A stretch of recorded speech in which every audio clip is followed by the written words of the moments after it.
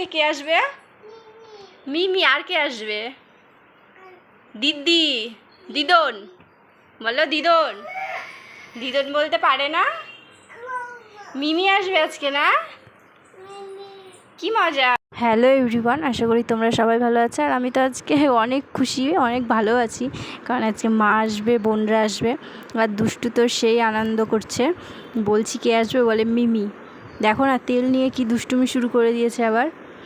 তো মারা হলো ট্রেনে উঠে পড়েছে, 5:40 ট্রেন ছিল, আসবে 10টার মধ্যে চলে আসবে। আর দুষ্টুর পাপাও আজকে সকালে আলিপুরদুয়ার গেছে, রাত্রেবেলা চলে আসবে, 5টার সময় ট্রেন ছিল, সেই ট্রেনে গেছে। তো এখানে দুষ্টুকে নিয়ে আমি খেলা করছিলাম, তো একটু ওকে পড়তে বসাচ্ছিলাম।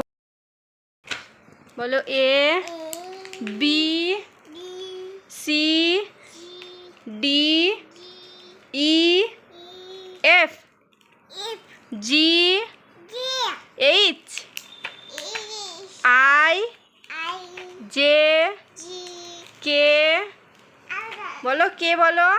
তোর যেটুকু টাইম ইচ্ছা হবে পড়াশোনা করবে। তো ও তারপরে খেলা করছিল, আর বোনকে ফোন করলাম, ওরা প্রায় চলে আসছিল, তো সেই কারণে আমি ভাতটা বসিয়ে দিলাম। তো ভাতটা বসিয়ে একটু কাজটা সেরে দেখছি যে ফোন করলো, পৌঁছে গেছে। তো আমি একটু বাইরের দিকে আনতে গেছিলাম ওদের।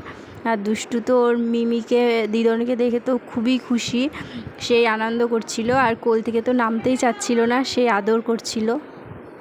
দেখো ওকে কতদিন পর পেলো, আর ওর তো মানে আনন্দ আর ধরে না, কি ছেড়ে যে কি করবে কিছু বুঝেই পাচ্ছে না। ওই দেখো না, টলি বের করে কী সব করছে। আর মা তো আজকে একাদশী করবে, সেই কারণে ফল টল খেয়ে থাকবে। তো বাবাও বাজার থেকে যে ফল টল আরও কী সব নিয়ে আসলো।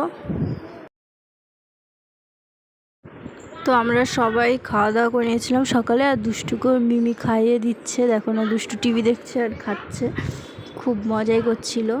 তারপরে আমি রান্না করে নিলাম দুপুরের মাছের ঝোলটা। আজকে বেশি কিছু করিনি, মাছের ঝোল করেছিলাম আর পটল ভেজেছিলাম।